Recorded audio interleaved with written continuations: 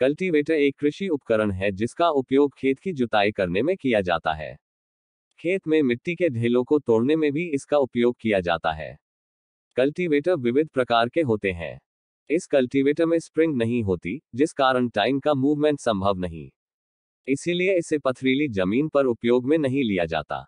लेकिन सख्त मिट्टी को तोड़ने वाले इस कल्टीवेटर की विशेषता है कि इसके टाइन को आसानी से नट बोल्ट की मदद से निकाला व लगाया जा सकता है। यह खरपतवार हटाने के लिए भी अच्छा यंत्र है।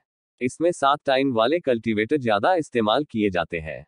डकफुट कल्टीवेटर, यह भी एक प्रकार का रिजिड कल्टीवेटर होता है। खेतों को बीज बोने हेतु तैयार करने के लिए इसका उपयोग किया जाता है। इसके बतख के पैर जैसे टाइन मिट्टी की हल्की परत को काटने में मदद करती है।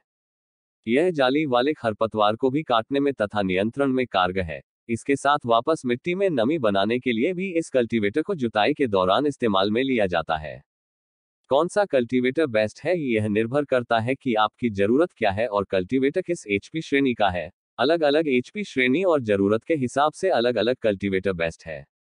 और फील्ड किंग, हैवी ड्यूटी और स्प्रिंग लोडेड जैसे कल्टीवेटर का कभी नाम नहीं छूटता। लेकिन कल्टीवेटर खरीदते वक्त यह ध्यान रखना जरूरी है कि आपकी जरूरत क्या है, आपको कितनी गहरी जुताई करनी है।